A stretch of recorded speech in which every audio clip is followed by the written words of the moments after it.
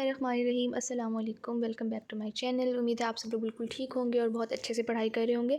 So finally मेरा prof जो है वो ख़त्म हो चुका है और अब मैं आप लोगों के लिए बहुत सारी गाइडलाइंस वीडियो लेकर आऊँगी, तो आप लोगों ने मेरे चैनल को फॉलो करते रहना है। सो अब की जो वीडियो है इसमें मैं आप लोगों को बताऊँगी कि आप लोग एक बेस्ट टाइम टेबल किस तरह बना सकते हैं पढ़ाई करने के लिए, क्योंकि बहुत ज़्यादा स्टूडेंट्स का जो कंसर्न सामने आ रहा था वो यही था कि हम लोग अपने स्टडीज़ के लिए टाइम टेबल कैसे बनाएँ।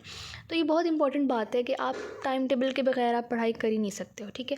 अगर आपने इफ़ेक्टिवली स्टडी करनी है तो आपको एक प्रॉपर टाइम टेबल बनाना चाहिए और उसके अकॉर्डिंग अपने सिलेबस को कवर करना चाहिए। तो आज की वीडियो में मैं आपको वो टिप्स बताऊंगी जिसके अकॉर्डिंग आप एक बेस्ट टाइम टेबल बना सकते हो, क्योंकि मैं आपको एक प्रॉपर टाइम टेबल बना के नहीं दे सकती, क्योंकि हर स्टूडेंट की रूटीन डिफरेंट होती है, हर स्टूडेंट के स्टडी आवर्स डिफरेंट होते हैं, हर स्टूडेंट की जो एकेडमी और कॉलेज की टाइमिंग है वो डिफरेंट है।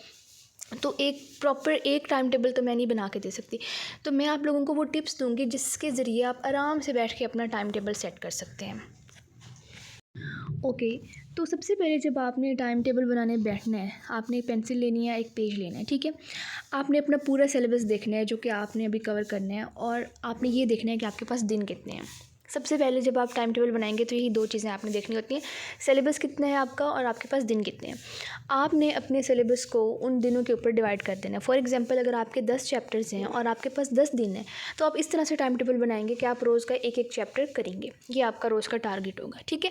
तो सबसे पहले अपना पूरा सिलेबस आपने देखना है और आपने दिन देखने हैं कि आपके एग्ज़ाम से पहले आपके कितने डेज़ हैं। उसके अकॉर्डिंग आपने अपने सारे सिलेबस को डिवाइड कर देना है। ये आपका पहला पॉइंट हो गया। ओके, चाहे आप एफएससी के स्टूडेंट हैं या आप एमडीकेट के स्टूडेंट हैं, आपको बायो को बाकी सब्जेक्ट से ज़्यादा टाइम देना पड़ेगा। और ये मैं अपने पर्सनल एक्सपीरियंस पे बता रही हूँ, बिकॉज़ बायो का सिलेबस इतना ज़्यादा है कि वो आप बाकी सब्जेक्ट्स जिस तरह प्रिपेयर करते हैं उस तरह अगर आप टाइम दें तो आपका कवर नहीं हो सकेगा। तो इसलिए बायो को आपने बाकी सब्जेक्ट से ज़्यादा डेज़ देने हैं। फॉर एग्जाम्पल अगर आप बाकी सब्जेक्ट्स को 10 दिनों में प्रिपेयर कर रहे हैं तो बायो के लिए आप 15 दिन रखें या 13-14 दिन रखें, ठीक है। तो बायो को हमेशा आपने फ़र्स्ट प्रायोरिटी पर रखना है। और मैं जब पढ़ने बैठती थी तो मैं सबसे पहले बायो का ही काम करती थी, क्योंकि उस टाइम आपका माइंड फ्रेश होता है और बायो में आपको सारा याद करना होता है। तो इसलिए सबसे पहले मैं बायो को करती थी। तो अगर आप लोग पहले बायो करना चाहते हैं तो पहले बायो को करें, बट आपने इसको ज़्यादा टाइम देना है ताकि आपकी अच्छे से प्रिपरेशन हो सके।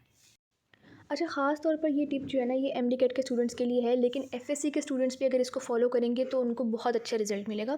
वो ये कि कुछ स्टूडेंट्स क्या करते हैं, टाइम टेबल बनाते हैं और उसमें सिर्फ वो अपनी पढ़ाई के लिए टाइम रखते हैं, मतलब याद करने के लिए टाइम रखते हैं, प्रैक्टिस का टाइम नहीं रखते।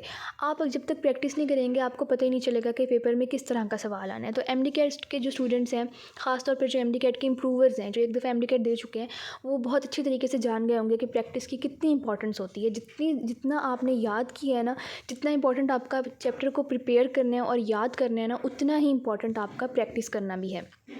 तो जो एमडीकेट के स्टूडेंट्स हैं वो ज़रूर अपने टाइम टेबल में प्रैक्टिस के लिए टाइम रखें। जो भी आपके पास बुक है उससे आप एमसीक्यूज़ प्रैक्टिस करें।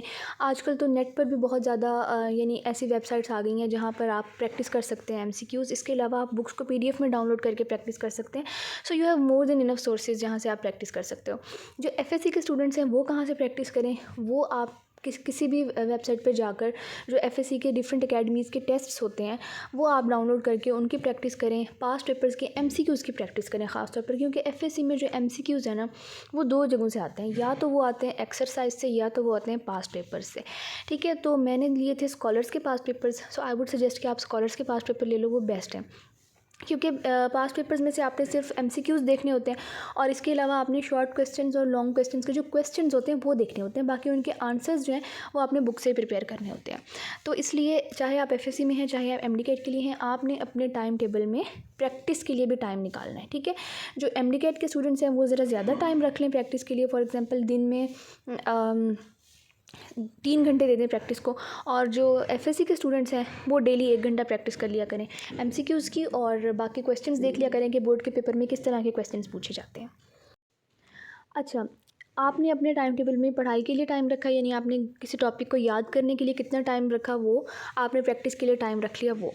अब एक और आपने टाइम रखना है, कम टाइम रखना है, ज़्यादा नहीं रखना, लेकिन आपने ये देखना है कि आपके क्या टाइम मैनेज कर सकते हो, ये नहीं, ठीक है। फॉर एग्ज़ाम्पल आपने एक एस्से प्रिपेयर किया है, तो आप उस एस्से को घर में लिख कर देखो कि आप उस एस्से को कितने टाइम में कंप्लीट कर पाते हो। क्या बोर्ड के पेपर में आपके पास इतना टाइम होगा कि आप वो एस्से, इतनी लेंथ का एस्से इतने टाइम में कंप्लीट कर सको, ठीक है। तो घर में जब आप प्रैक्टिस करेंगे ना बहुत ज़्यादा तेज़ तेज़ लिखने की, तो आपकी बहुत अच्छी प्रैक्टिस हो जाएगी, फिर आपको बोर्ड के पेपर में मसला नहीं होगा। वो स्टूडेंट्स जो प्रैक्टिस नहीं करते हैं टाइम मैनेजमेंट की, वो बेशक उन्होंने सारा तैयार किया हुआ होता है, सब कुछ अच्छे से तैयार किया होता है, लेकिन उनका क्वेश्चन रह जाता है।